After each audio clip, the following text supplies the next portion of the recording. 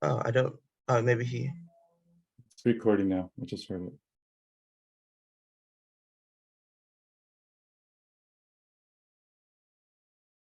okay, good. I'm trying to, oh, he's here, okay.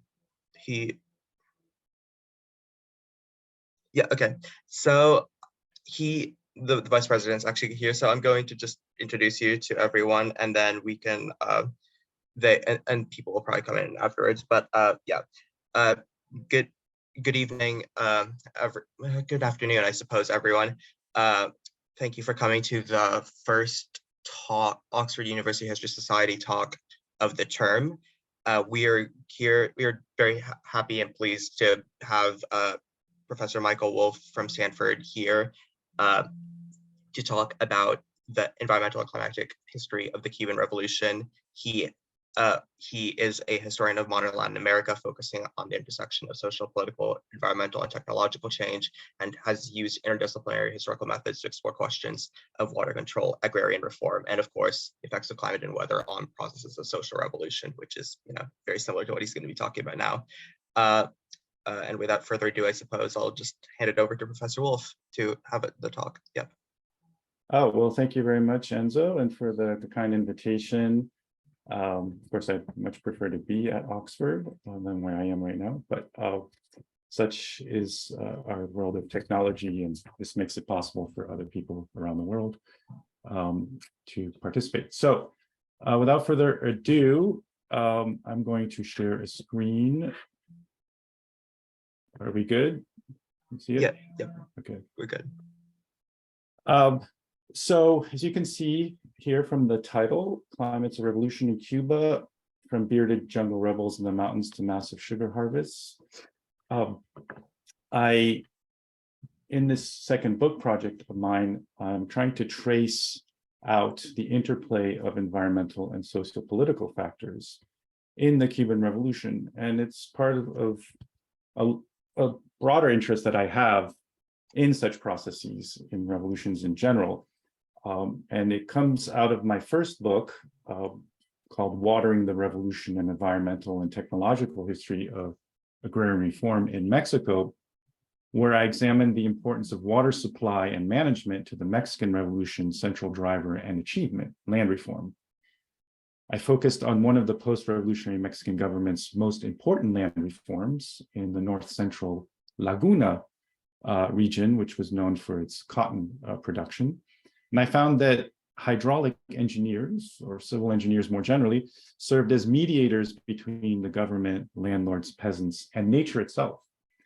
I found that those engineers had knowledge of ecological damage and predicted it repeatedly, but the inexorability of developmental pressures trumped their concern and knowledge, as it does nearly everywhere to this day, even with our greater ecological sensibilities. And I think the climate crisis is obviously an epitome of that.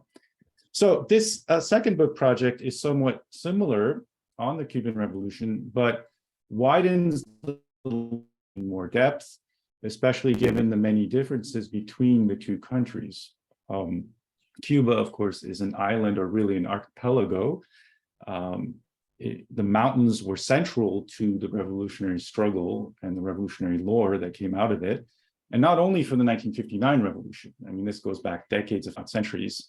And it had a monocrop economy, throughout the country, really. And that is quite different from Mexico's case, which is a much larger country, and you could argue has regional monocrop economies.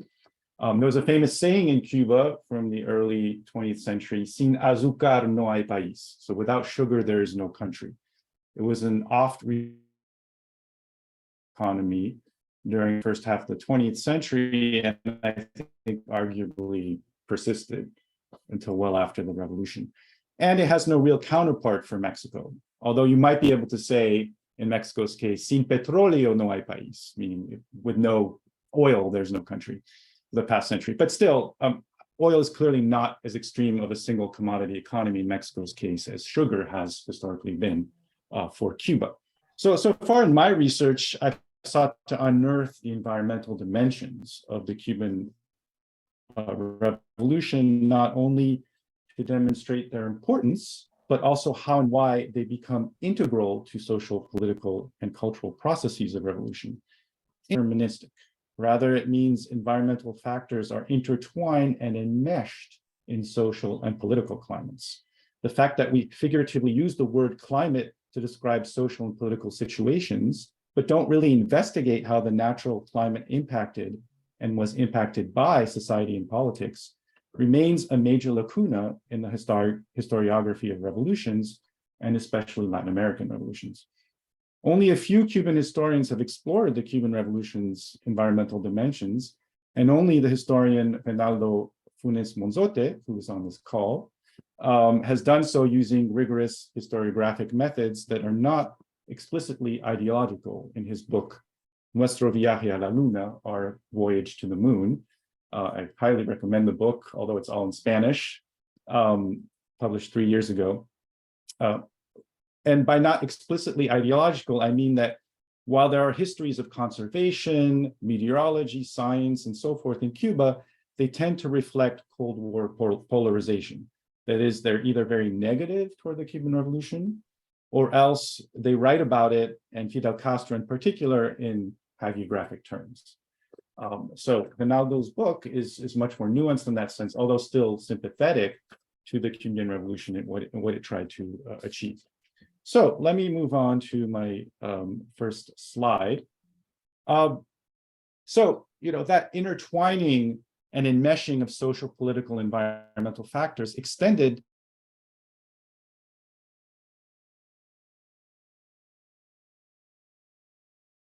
revolution. Indeed, as in metaphorical political social climate, the in geopolitics is often forgotten. Earth, land, resources, nature, right? In short, the environment, which includes the climate. But the term geopolitics is mostly used to describe politics in terms of international competitions or disputes over territory. But seldom is the nature embedded within these disputes, competitions analyzed or given agency and on their own terms. So I'm just going to go through a bit of a timeline here, kind of an outline, schemata of what I'm trying to do in this book. And then I'll follow it by some images and anecdotal highlights that I'm doing, give you a sense of the sources that I'm using. It's still very much a work in progress. One thing I want to add much more of are oral histories that I've done, extensive oral histories that I have not been able to process and get through. So a lot of what I'm going to show, for better or for worse, is more of this sort of, the big leaders of the revolution. But, showing you, I think, aspects of what they said and they thought about that are not very well known. So I'm going to, make some assumptions about the knowledge that people have of the revolution in this audience, although I know one in particular knows everything that I'm about to say. But in yellow is probably what you would be familiar with if you have, some basic knowledge of the Cuban Revolution. You read a little bit about the history, you follow it a little bit in the newspapers or what have you. And that from the late 1950s, Fidel Castro's barbudos, right? If you saw the picture before, my slide before, sported this beard, and most of the other rebels under his command did so as well. And it became a symbol. It's like you're out in nature, you're out in the mountains, you don't have time or ability to shave, so you keep this beard, and that becomes kind of a symbol of your toughness, your ability to overcome these kinds of conditions, right, to defeat the army. And they actually had a meeting about this, decided they're going to keep their beards because it plays well in the media. And then after the triumph of the revolution, they kept it. Fidel Castro always kept his beard. Che Guevara did.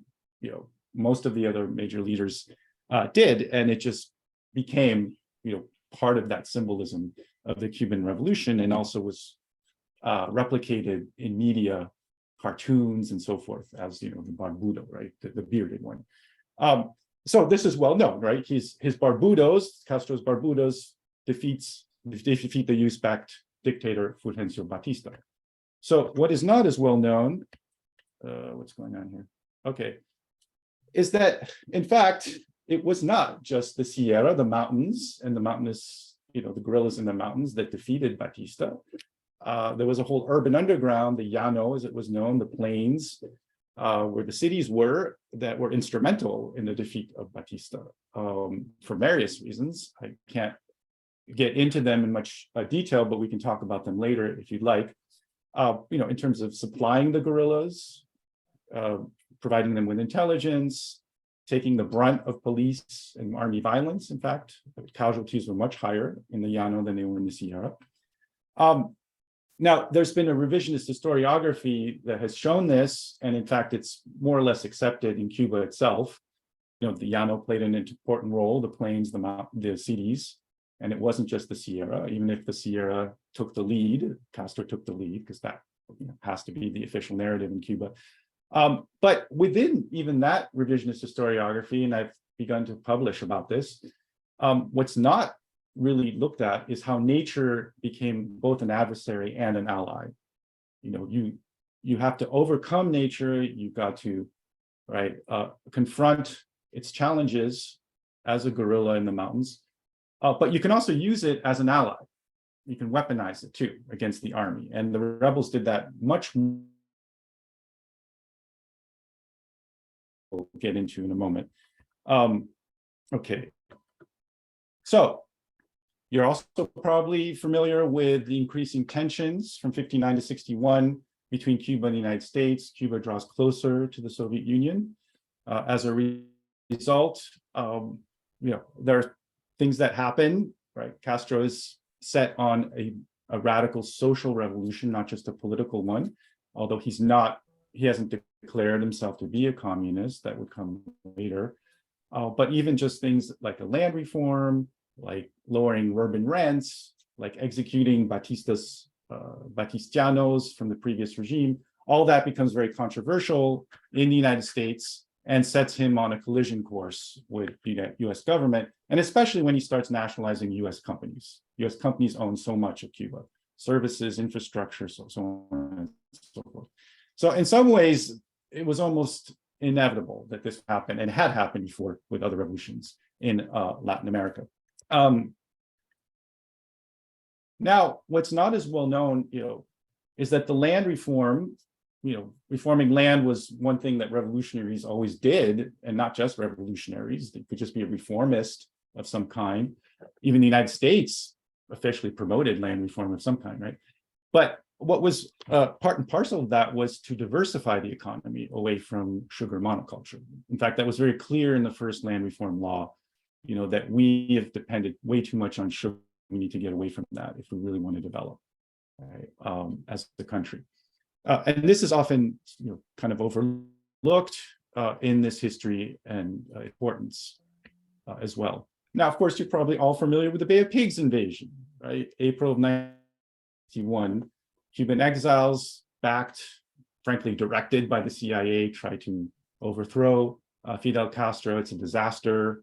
Strategically, Castro easily overcomes them, still has popular support with his army, and so forth. And this is a big stain on the Kennedy administration, not because it's an illegal invasion and you're not supposed to do that according to international law, but because it fails.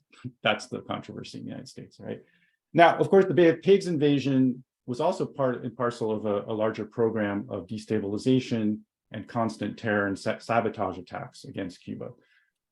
Everything from blowing up ships and hotels to poisoning crops to all sorts of harassment, and dozens of people were killed, what we call terrorism today. And this is often not as well known and acknowledged in even among historians of Cuba in the United States. But the Bay of Pigs remains one of the more famous one, right? Well, that same year, a severe drought began in Cuba. And now this is almost completely overlooked, even in the scholarly literature. except for specialized studies, that try to look at what was happening with the agriculture and so on and so forth. But even there, the drought is kind of like, oh yeah, droughts happen, well, yeah, they do, but this was a really severe one. There hadn't been one like this for several years. The last one was in 56 before the revolution, but this was even more severe than that one. And so of course it's going to affect a lot of things, right? Including the sugar harvest. Now, the next year, there's the missile crisis, right? You're all familiar with that. If this hadn't been resolved, we might not all be here. It came really close to nuclear war.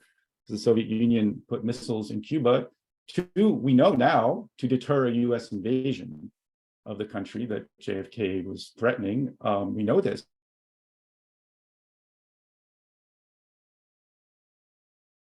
The Soviet Union did have to withdraw its missile, a deal, where the US would withdraw its missiles from Turkey and so forth. Khrushchev really took a lot of heat for this. Like he did not really stand up to the United States. That's from the Soviet point of view. Now, Castro was not privy to any of this, and he was furious because Khrushchev did not inform him about the missiles, right? So this is huge, right? I mean, if you know anything about Cuba in these years, this is probably the one event you're going to know, along with the Bay of Pigs, right? Well, guess what? The drought continued that same year, right? And Castro announced a hydraulic will that Cuba needed, as he founded the National Institute of Hydraulic Resources, a specialized institute that had been subsumed under the Institute for Agrarian Reform, the National Institute for Agrarian Reform, to reform the land concentration in Cuba. And Castro realized, well, with this drought, we actually really need to focus on the water situation. It can't just be about the land and so forth. And so we need to make a separate institute for that. Right. This was huge in Cuba. This was a really, really big deal, also almost completely overlooked, right, in this first decade of revolution. Now, I'm going to sort of fast forward through 1970. There's so much I'm overlooking and missing, but, that's what short talks have to do, right? Now, you're probably familiar about Che Guevara, right? And, his new man and his vision of socialism, his wanting to spread the revolution elsewhere, and so forth. And, he departs from Cuba. He tries to foment revolution in Africa, and then he goes to Bolivia, where he meets his demise, assassinated by CIA-trained Bolivian soldiers. And you might also know something about Castro's revolutionary offensive in the late 60s, kind of a Guevarista notion that there should be moral incentives that drive the revolutionary process, and more nationalizations, including of small businesses, and a more radical land reforms. So, you might know something about that, right? But that's obviously not the whole story. Very important as well to Cuban development is the fact that Castro decides, well, we're not going to be able to diversify like we wanted in the first few years of the revolution. And for various reasons. One big one is, of course, the US blockade of the country. The US imposes trade sanctions, which are still there on the country to this day, wreaking havoc. Probably a big reason why there's a huge emigration wave going on in Cuba, right? So this was already, the case in 1963. So Cuba did not have the historic sugar market, right, in the United States to sell to. But there were also other reasons for it, which I'm going to get to in a minute. And so he announces that Cuba will return to sugar as a mainstay of the economy, and that it will produce 8 to 9 million tons of sugar by 1970. Now, this might not mean anything to you. Well, what does that mean, 8 to 9 million tons? Well, that's huge. Cuba had never produced that amount of sugar in all of its history. The highest amount was in 1952, 7.2 million tons before the revolution. And the highest amount since the revolution was about 6.5 million in 1960 or 61. I'm sorry, I don't have the figures right in my head. 63 was actually quite a poor year. One was one of the worst years. And there were various reasons for that. The new regime took power, the US policy, but also the drought. When there's less water, you're not going to grow as much, right? And how do you deal with that? That's always the perennial problem in any country, right? How do you deal with drought when it hits? But then Cuba also has the other problem, hurricanes, right? If there's anything synonymous with Cuba in terms of natural phenomena and disasters, that would be hurricanes, right? So Hurricane Flora hits Cuba in October of 1963. And this was one of the worst hurricanes ever to hit Cuba. I mean, there may have been a worse one in the early 30s that hit other part of the island, but certainly in the modern era, even to this day, Hurricane Flora is probably considered one of the worst, if not the worst, ever hit the country. And I'm going to show you the path of this hurricane and what it did. But just suffice to say right now, it hits in October of 1963.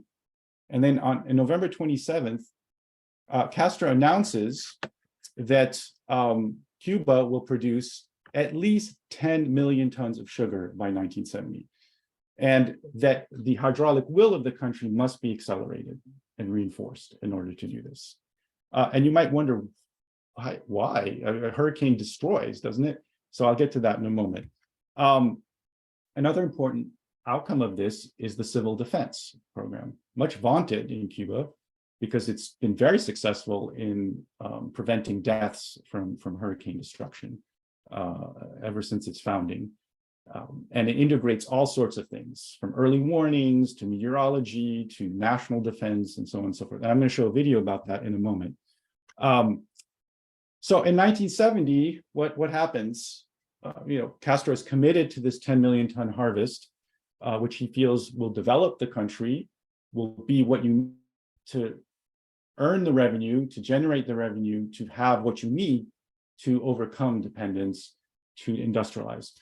The 10 million goal is not achieved, but 8.5 million tons are harvested, despite numerous problems, including the climate.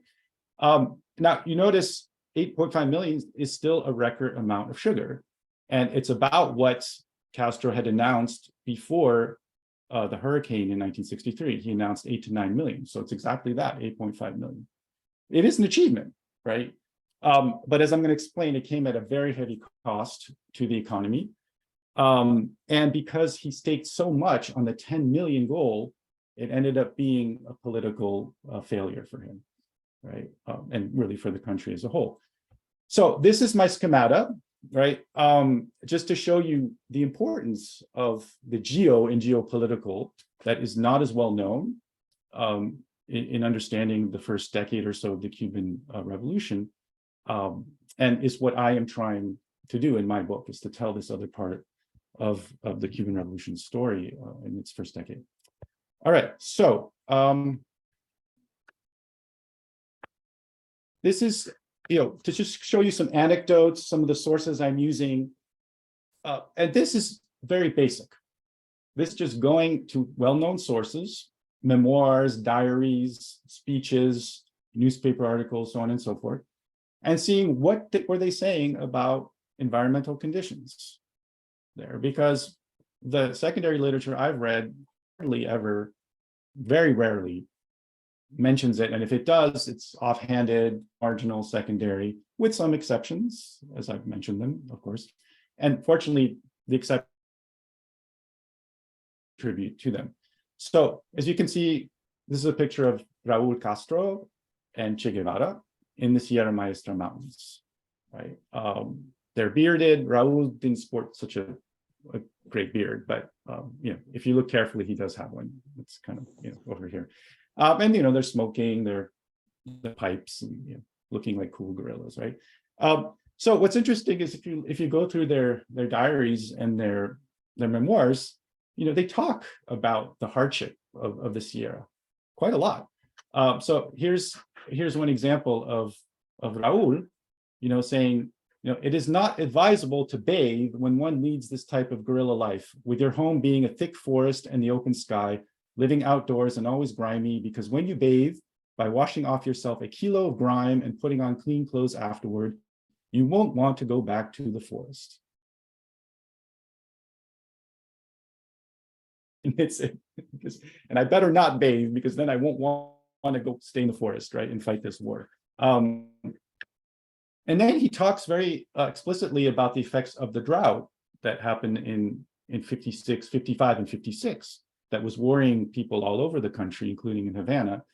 So when he gets to the Sierra, he says the peasants' misery was frightening. There's not even one vianda, a starchy crop, because it had rained very little during the year, and not even a bird, in short, nothing.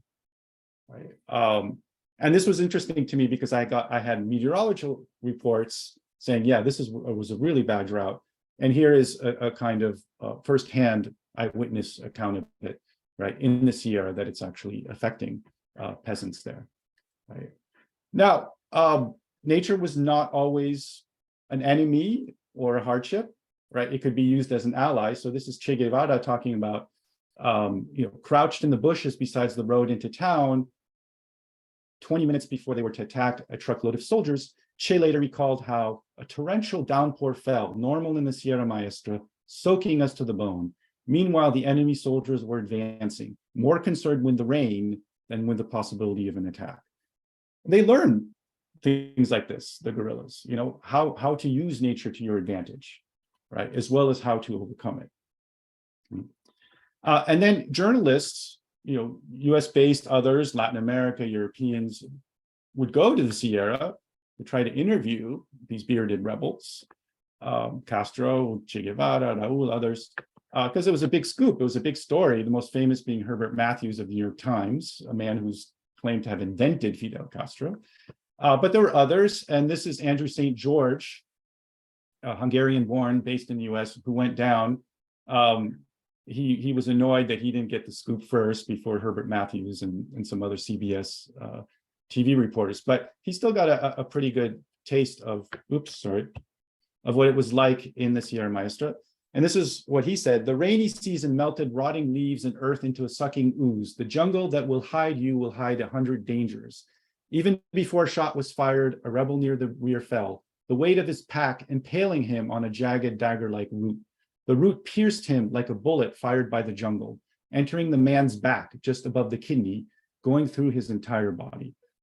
So before a bullet was ever fired, this poor rebel was killed, just by falling down in the Sierra Mountain and having the bad luck of a root, impaling him. Fortunately, that didn't happen to me while I was in Sierra Maestra just 2 months ago, doing kind of the touristy thing, going and trying to, be the rebels of the late 50s, imagining what it was like. And so this is my jaunt in the Sierra with a tour guide. And here I am next to one of the shacks that Fidel Castro had built as his rebel headquarters, and where he decreed the first land reform under his control before the triumph of the revolution in the fall of 1958. Now, I do have to say, it is really physically taxing. They're not kidding in those diaries. I had to see it for myself. I wouldn't say I'm in great shape, but I tried to exercise, enough. And I thought with my exercise machine, I was in good enough shape to do this. No, I was not. I got to the headquarters, but I couldn't make it all the way up to where the secret radio was of the rebels, which you had to go up yet another hill. And I just couldn't do it. I mean, I swear I was going to just keel over if I tried. And so I just stayed and I let the rest of the group go. And, I'm determined to do it next time I go, but I gotta be in better shape for it. All right. So, after the revolution triumphs, as I said, in 1961, there's this drought, and it's all over the Cuban media. It's hard for me to understand how historians of Cuba could miss this or not mention it. You just go through any publication of the Cuban, government at the time. La Revolution was the major newspaper, and here it is in March or March of 1962, right on the front cover, La Sequía. You can see the parched earth there, and virtually the entire issue is devoted to this. And the caption says, one of the worst droughts on record in many years in most of the national territory. It's damaged crops, emaciated animals, dried up creeks and lakes, and parched the soil. Right. Now, Che Guevara himself also mentioned the drought in an interview with ABC journalist Lisa Howard. in 1964, the sugar industry has effectively declined. The two principal reasons were our bad sugar policy. So he acknowledges they didn't do a good job of it, and the extraordinary drought of the past 2 years, right? So very clearly that's on his mind. And if you think, well, it's just Che Guevara saying that, you looking for an excuse, well, let's take a look at what the CIA was saying in classified documents, right, now declassified. Cuba's economy is suffering due to the scarcity of US goods, meaning from the US blockade. So that's imposed on Cuba. Second, the bad drought limiting agrarian crops. Increased worker non-cooperation. I think that's more of a subjective, interpretation of what's going on based on their intelligence and what they hope to be happening. And the regime's bungling of economic control measures, right? Bungling is a very negative connotation in English, but it's essentially agreeing with Che. Che admitted our bad sugar policy, right? So do you want to call it bungling or not, or just inexperience? Yeah, these terms are subjective, but essentially they're agreeing with each other, right? Both the US and the Cuban side. The drought is important in understanding what happened in the first few years, right? Okay, now to show just how even more important it is in Cuba, as I said before, there's a whole hydraulic institute that's founded in 1962 during the drought, and then it publishes its own journal, very accessible.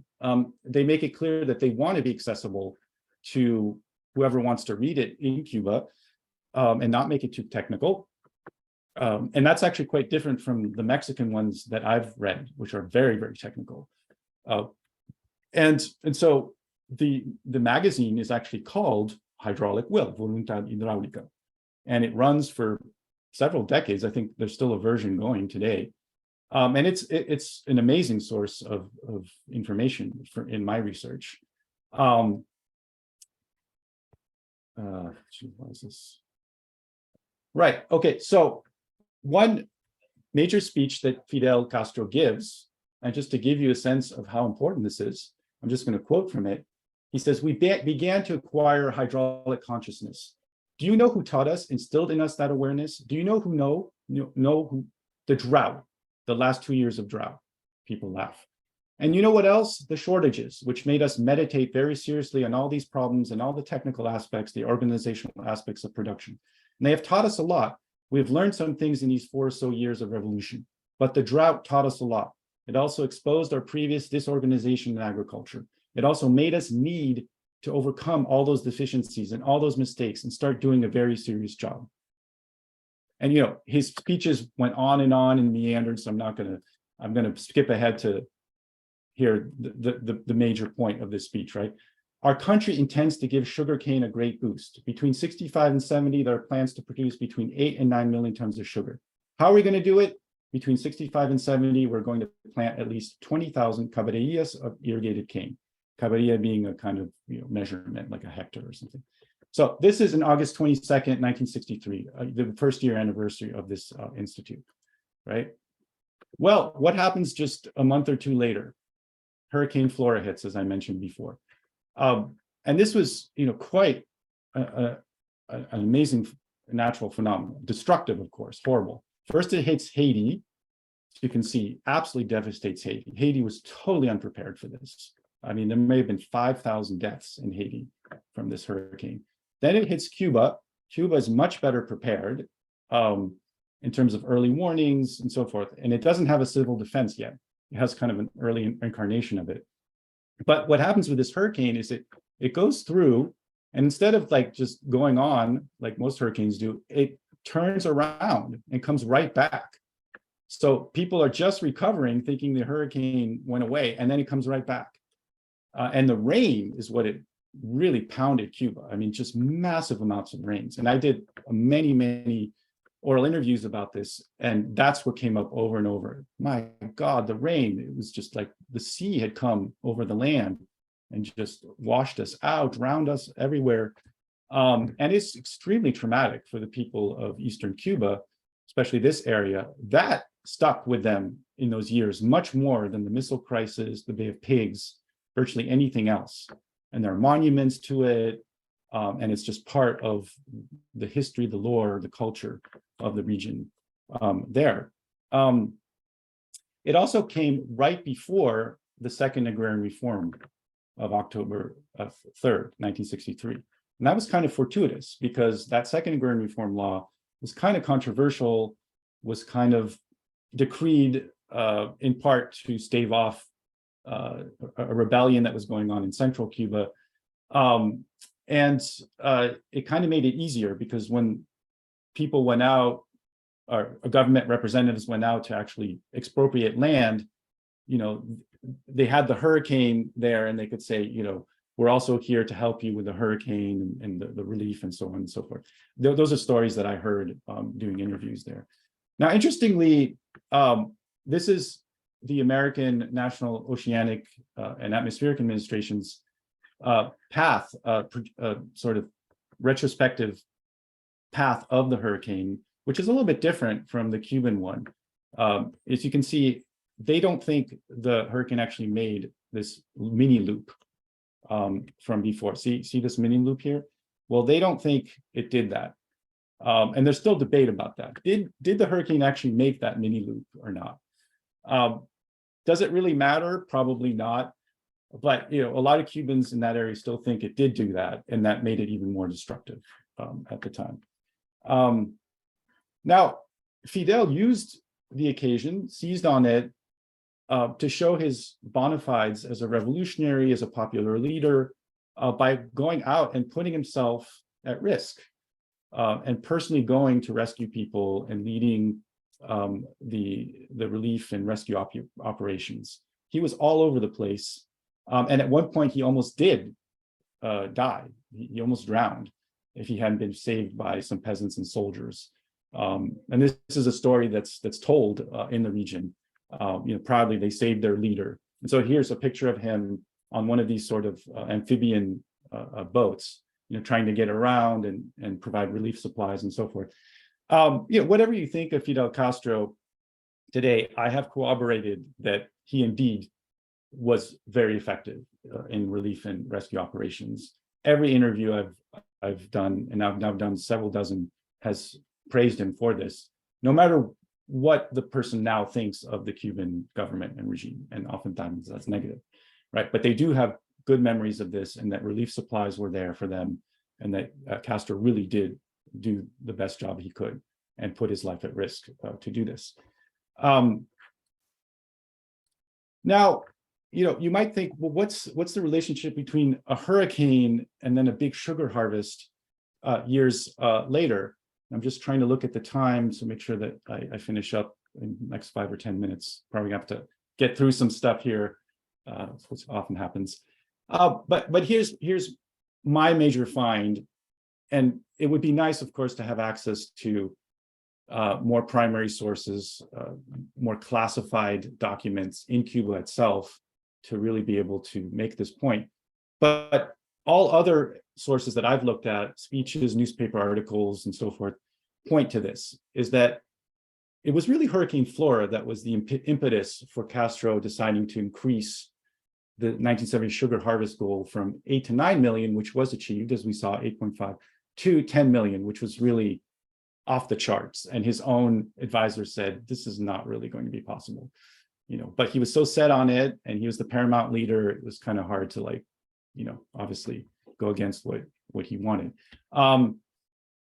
So this is a key speech that I found on November 27th, and I mentioned before, just to show you the importance in his mind of the hurricane, right, in coming up with this goal. So things in our country are going well despite the obstacles, despite the hurricane that hit us just a month and a half ago and caused enormous losses. Vigor, promptitude, and the effectiveness with which our people face this tragedy demonstrate the strength and vigor of our revolution.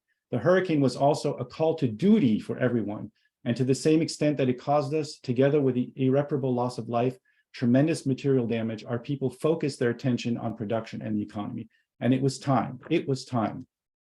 We will be able to resist capitalist booms and busts and global sugar prices, because as in the cyclone is another way they refer to hurricanes, it is not that a cane producer is ruined. No cane producer will be ruined.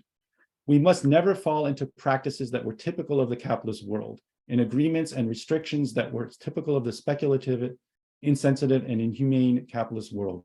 And since we are in better conditions, since no country can produce sugar in the conditions in which ours can produce it, since we have a developed sugar industry, since we are in a position to apply modern techniques, as we are in a position to gradually increase the yield of our sugarcane lands year after year, one day those bourgeois competitors will realize that they cannot compete with us, and that in the matter of sugar, we will have the sugar atomic bomb in our hands. Applause.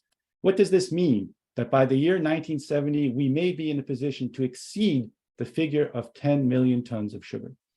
This is the first instance I have found anywhere of him saying 10 million tons.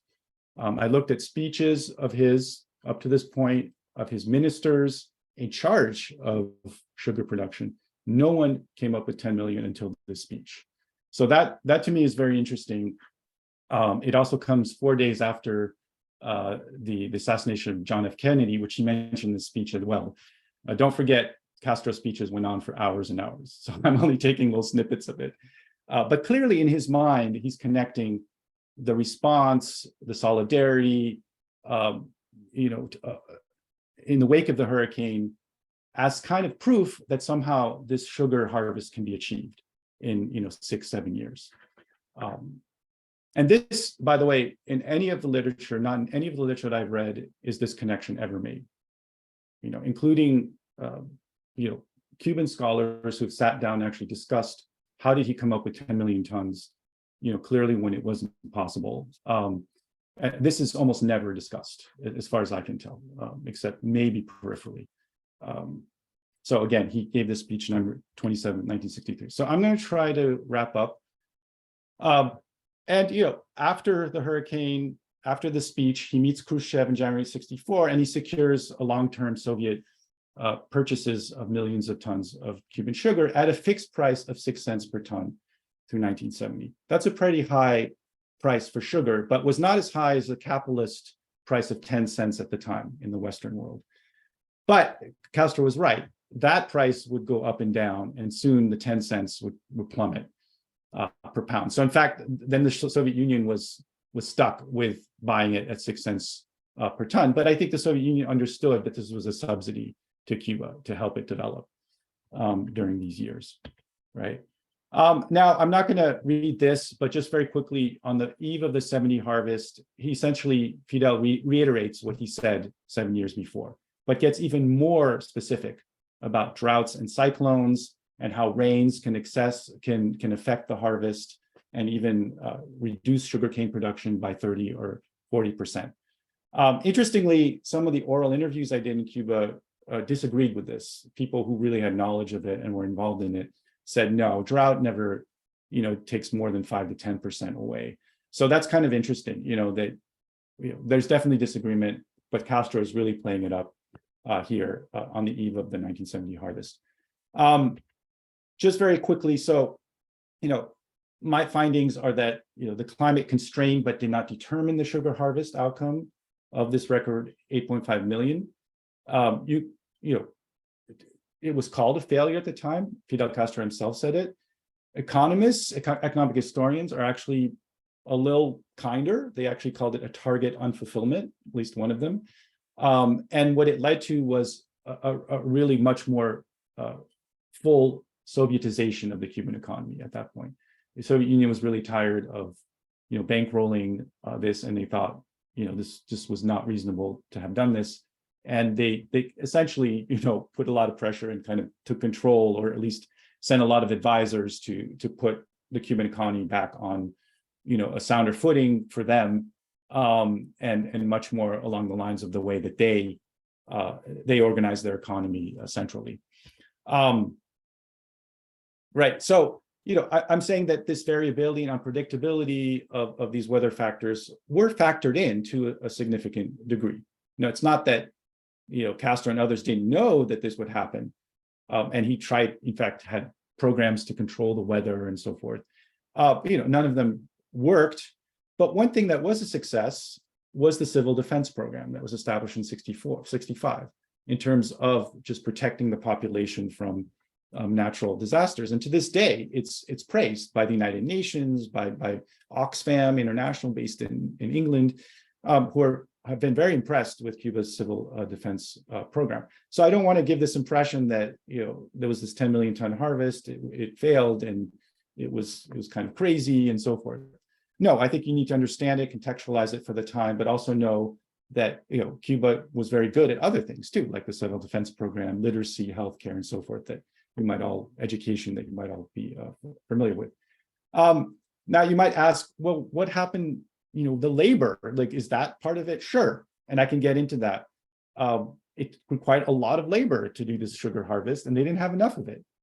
And so that was a problem. They tried to mechanize, but it was very difficult because of the US blockade and because Soviet machinery was ill-adapted to the Cuban climate and geography. Now, I would say, I think the evidence is pretty persuasive that 10 million obsession of Fidel's might have well been achieved just 2 or 3 years later, if they had worked out the transportation, mechanization, and had better labor for that, despite the inclement weather. But he was so set on this goal in 1970, he just couldn't back away from it. And then it's also important to understand that this more ambitious geopolitical goal would still have amounted essentially to Cuba's Great Leap Forward. But I use this term very carefully. It would not have been like a Chinese-like famine or starvation, not at all. It was focused on the sugar harvest. I talked to people who were enthusiastic about it, who spent weeks and months cutting cane and had very good conditions and camps and so forth. So there was no mass starvation like happened in China. It wasn't an attempt to try to get people themselves to industrialize in their backyards with like steel furnaces. No, this was about a great harvest that could somehow provide the revenue to then finance industrialization. So I want to be very careful about the use of that, but it's still the same kind of concept that somehow you can do something great that will get you developed very quickly. And that is not unique to Cuba. It's not unique to China. Capitalist countries have their versions of it, and that's something we can talk about too. You know what? I just feel like I've talked too much and I really wanted to show a video. But I think I'm just going to end it here and just give you, the main takeaway of this talk, which is don't forget the real meaning of geo and geopolitical history, including the Cuban Revolution. So thank you very much. Oh, let me stop share here. Yep. Okay. Yeah. Thank you so much, Professor Wolfe. We are currently I actually have a few questions like for this Q&A, and like hopefully people will be interested in this. The first question which I've come up with is just something that struck me is, obviously I'm actually like in the process of starting my thesis for undergrad, and of course I feel I am very certain that I will change my mind on some issues that I had an opinion on, like with the research, and then the research shows and the sources show actually it's something else. Is there anything that you thought coming into this that like your opinion shifted, or like after looking at that evidence, or like even maybe drastically shifted, maybe you went to the other side of a historiographical debate or something? Yeah, that's a good question. I can't say anything dramatically changed just because I've been doing environmental history for a long time. I looked at the Mexican Revolution, and I did expect to see a lot of similarities and parallels. Some things changed in terms of just the impact of certain weather events. I knew Hurricane Flora coming in was pretty important, but I didn't realize just how important it was. So Hurricane Flora itself probably was something that kind of surprised me, just in terms of like, wow, it really did shift so much in Cuba in terms of accelerating hydraulic works and infrastructure, in terms of the trauma for people in Eastern Cuba, in terms of the civil defense program, in terms of possibly being the direct inspiration of Fidel Castro's for the 10 million ton harvest, or at least, a major contributor to that. But on the other hand, I did expect that weather and climate would play a bigger role in the underperformance or failure, if you will, of the 10 million ton harvest in 1970. And that I'm not as convinced about. Like it was factored in, obviously, it impacted it, but I think human will, human technology could have overcome it, clearly. So it's not, I wouldn't go so far as to say they didn't achieve the goal because too much rain fell in the early part of the year, or they suffered a drought the year before or something like that.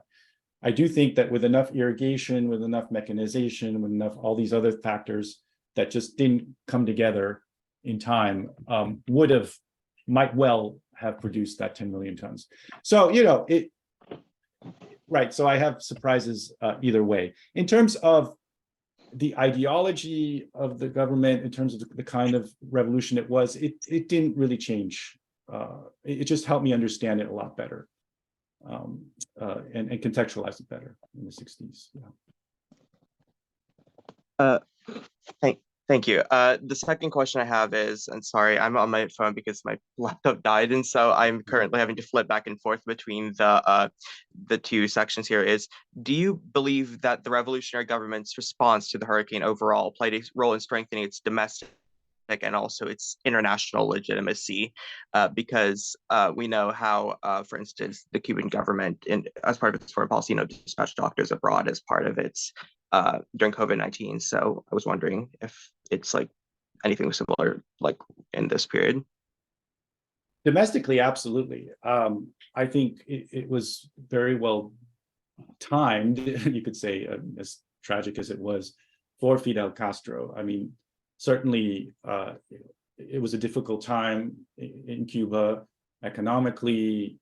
The U.S. blockade had been put in, but it had been imposed.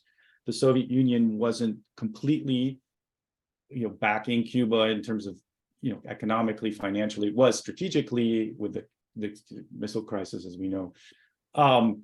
So I think it helped domestically, absolutely. It sort of helped him show the kind of leader he was in terms of going out and trying to rescue people, putting himself at risk, bringing back the lore of the guerrilla struggle. And there were direct parallels made.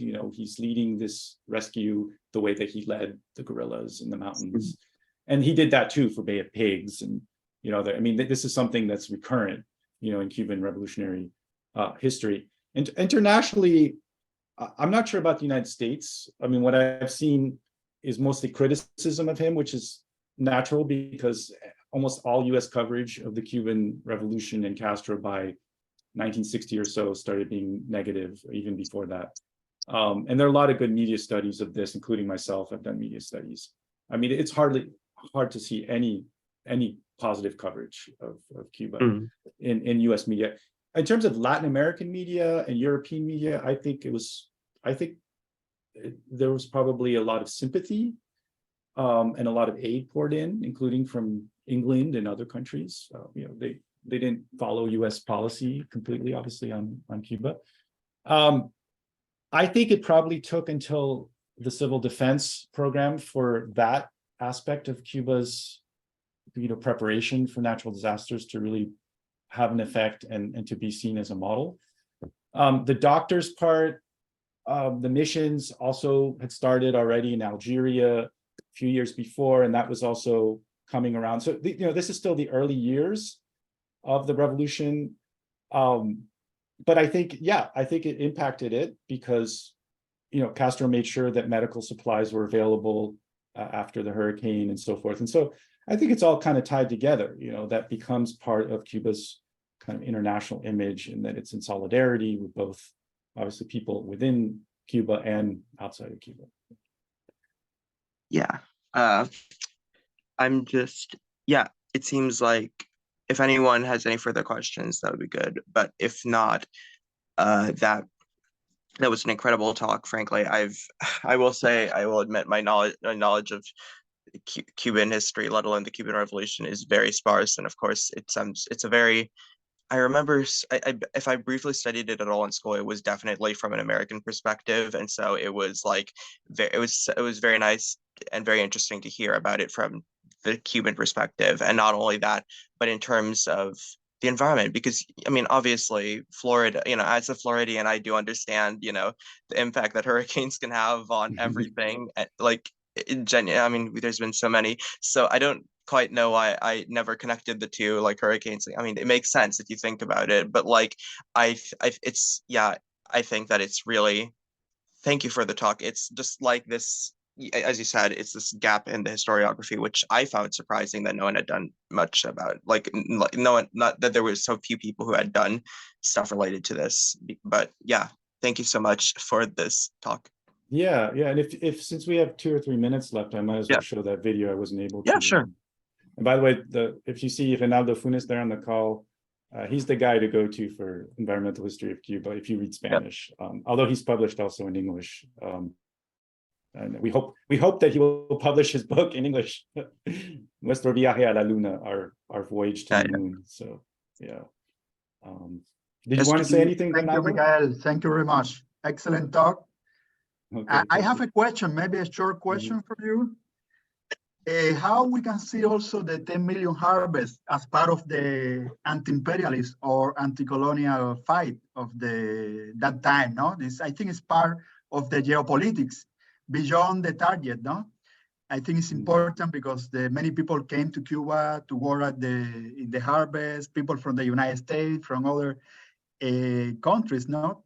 And I not agree to measure only in terms of production of the achieve of that target, not, but the meaning of the harvest in that way. Yeah, absolutely. You're absolutely right. I think it in itself was an act of solidarity, right? And you're right that there were brigades from all over the world, and you look in the newspapers, Russians, Vietnamese, American leftists, Students for Democratic Society sent a brigade from Latin America, from Africa. Yeah, absolutely. There was a stake, right, in this, that this is going to help the Cuban Revolution succeed and survive. And so you're absolutely right. Yeah, it's a very important part of the story that goes beyond whether the 10 million were achieved or 8.5 million or so forth, because Castro himself said that, this is more than a number, right? It's about the survival, it's about the success and achievements of the revolution and what it stands for, right? So it goes beyond, Cuba itself. Yeah, you're right. That's absolutely very important in that sense. Yeah. Thank you very much. You are opening a new way to see the process of the revolution. Well, no, thanks to you. You got me onto this. Thank you very much. Also, thanks for organize this panel. Okay. Well, if anybody has like two minutes or so, I'll just show this one video I wanted to show. If people have to go, I understand that. So this is Castro himself talking about the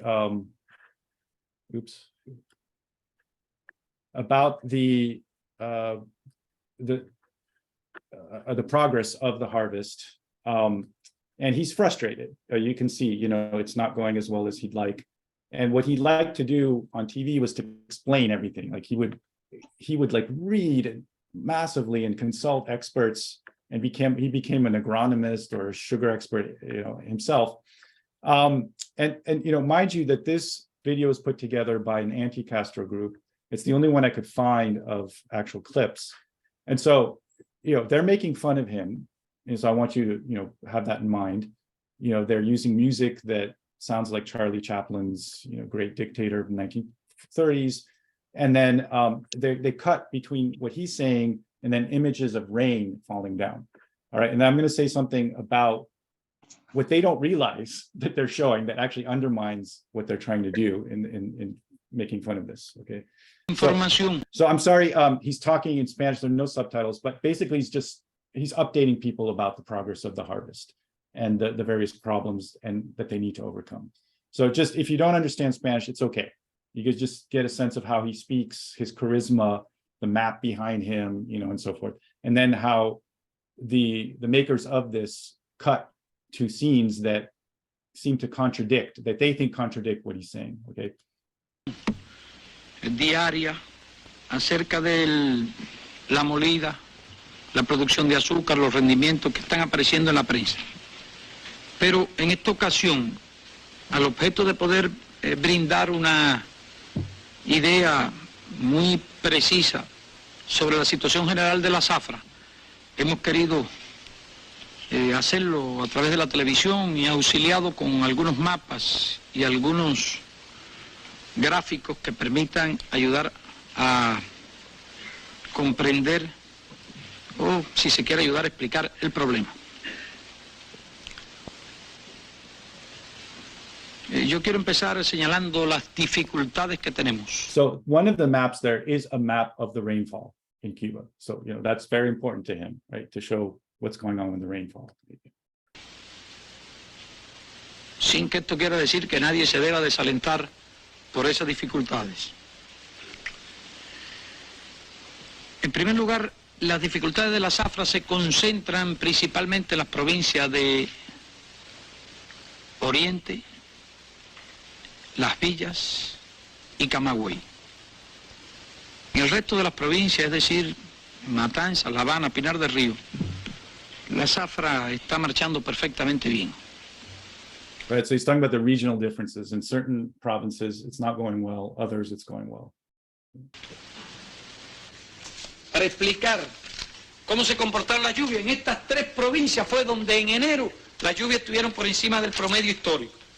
En Oriente un 60%, en Camagüey un 140%. Es decir, de promedio de 23 cayeron 55.8 milímetros. Camagüey es una zona que tiene bastantes áreas llanas donde la humedad se conserva bastante tiempo. Right, so he's saying there's been much larger than average rainfall in these regions. And then I don't think they cut to this in the actual broadcast. This is what, the makers of this particular video did, right?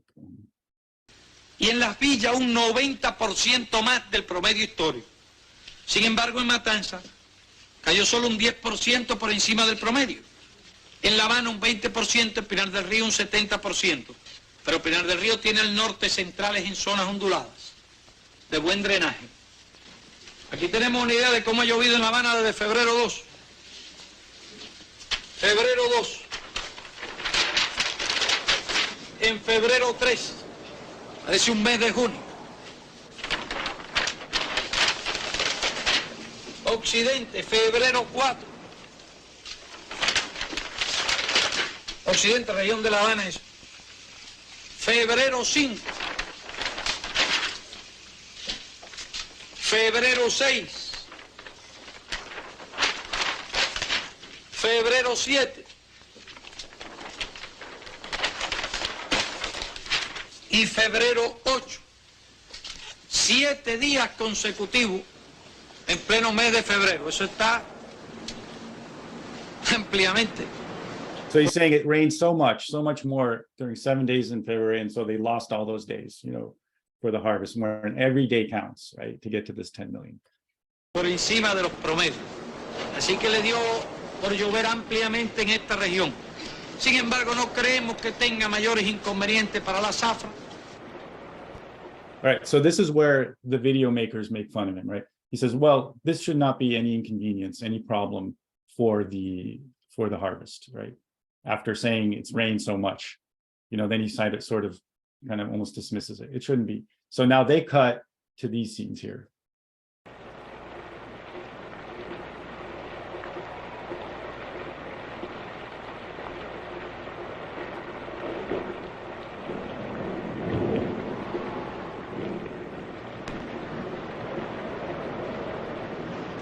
De manera que tenemos un doble problema, que atender el problema de la molida.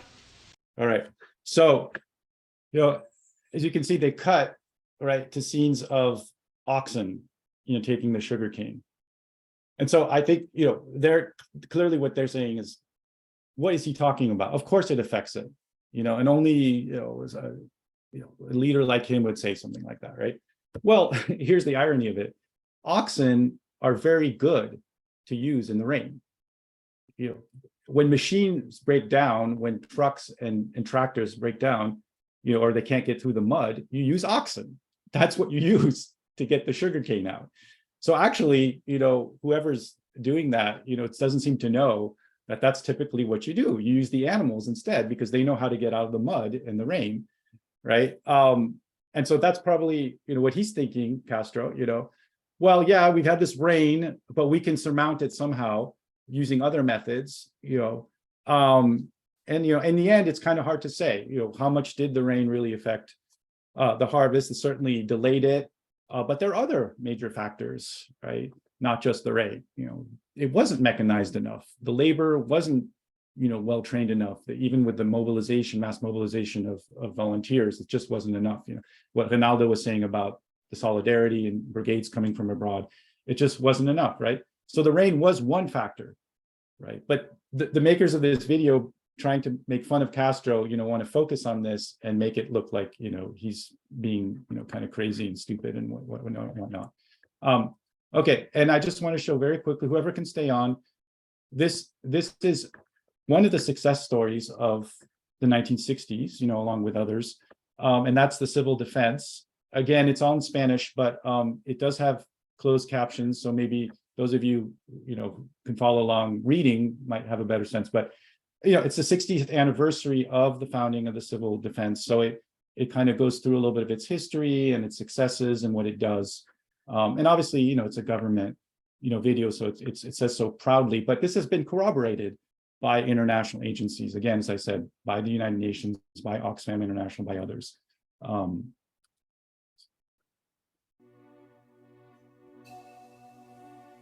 Es una de las estructuras cubanas más abarcadoras. Está entre las de mayor fortaleza, entre las más humanistas. En minutos es capaz de activar sus planes y desplegar todo un entramado de recursos humanos y de medios para hacer frente a cualquier contingencia y proteger en primer lugar a las personas. Mucho ha crecido en 60 años el sistema cubano de defensa civil.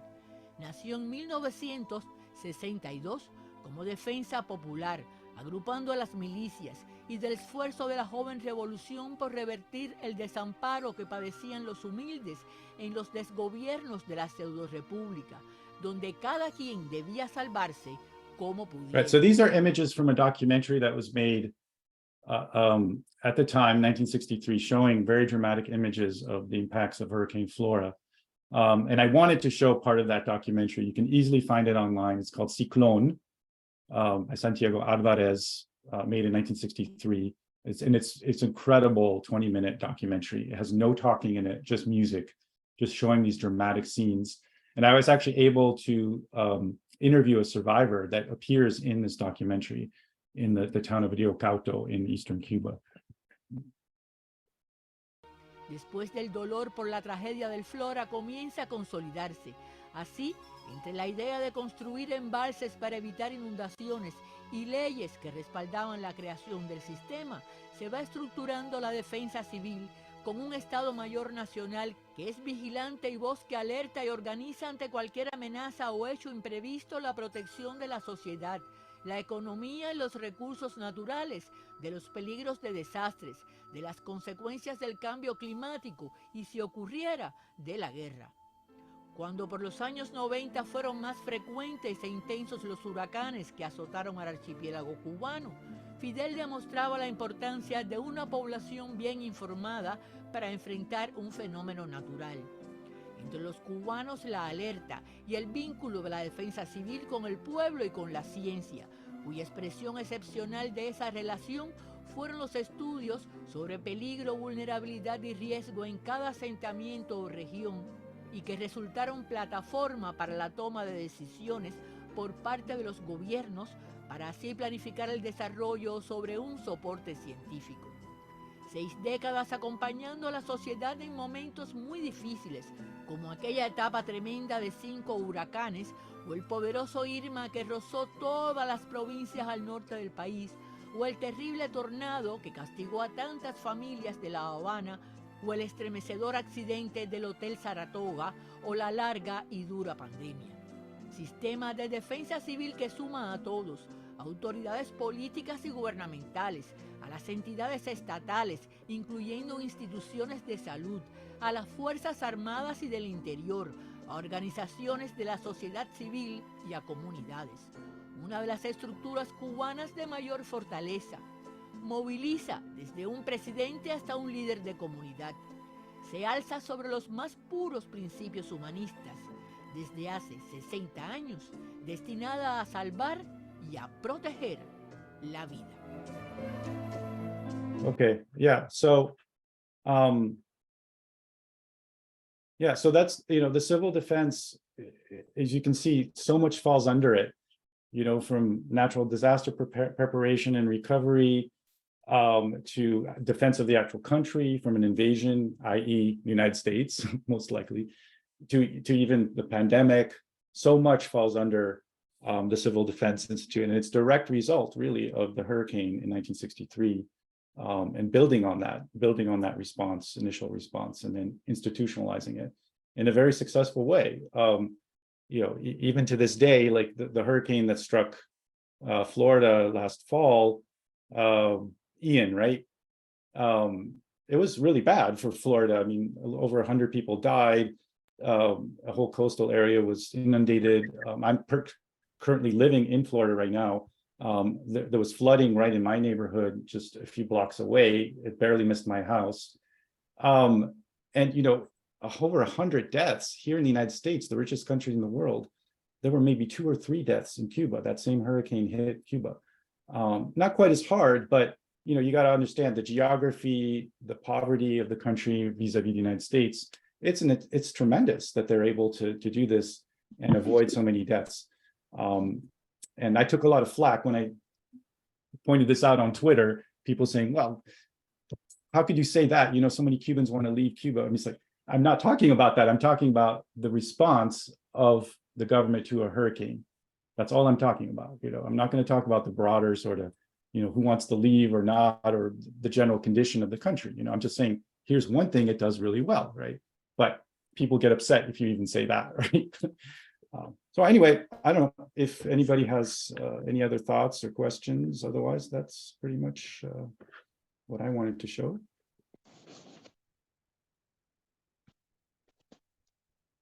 Yeah. Yeah. Thank you so much, Professor Wolfe. It was really nice having you. And I think that I don't think there's any more questions, so that should be it, actually. Thank you. Cool. All right. Well, thank you for having me, and all of you have a nice evening in England and a nice day if you're in the Western Hemisphere. Yep. All right. Thank you so much. Goodbye. Right, take care. Bye-bye.